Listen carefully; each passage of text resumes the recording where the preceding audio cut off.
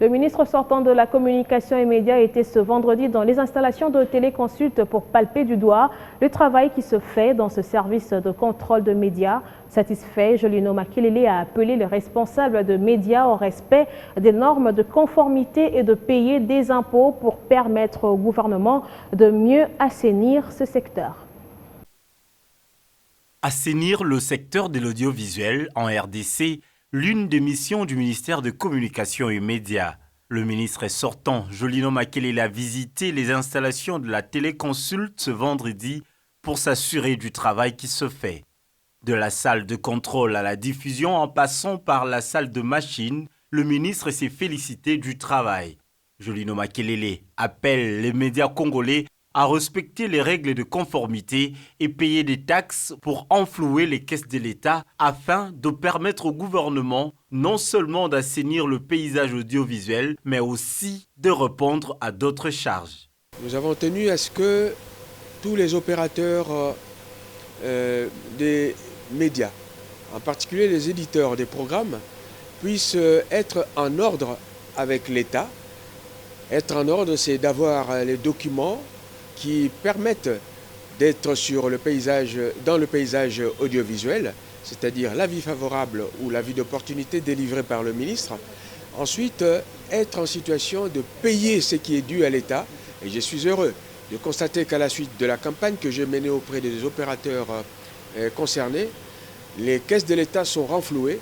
Nous sommes sur une pente, nous avons déjà près de 1 100 000, même 400 000. Nous sommes sur une pente d'à peu près 2 millions de recettes, rien qu'en opérant avec rigueur sur près de 6 mois. Un moratoire de plus de 3 semaines a été accordé aux chaînes non en règle pour se conformer. Elles ont jusqu'au 10 avril pour s'acquitter de leurs droits civiques. Et je viens d'accorder, après les doléances que j'ai reçues des impétrants, je viens d'accorder un nouveau délai.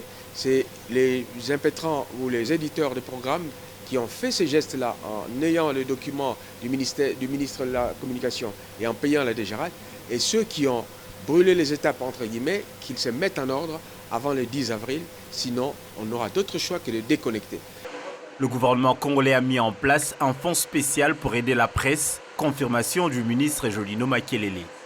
Le gouvernement a mis à notre disposition, dans le cadre d'un fonds spécial, un montant de 2 millions de dollars au titre d'aide à la presse, qui sera distribué selon les critères dégagés par les professionnels de la presse à travers les états généraux de la presse que j'appelle de mes voeux.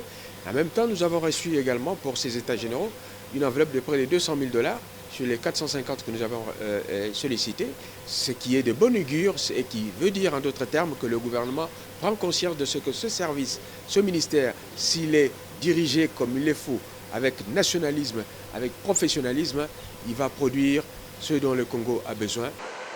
Le ministre sortant de Communication ne jure que par le paiement des impôts et autres taxes pour permettre au paysage médiatique congolais de rayonner, mais aussi d'être concurrent au niveau international.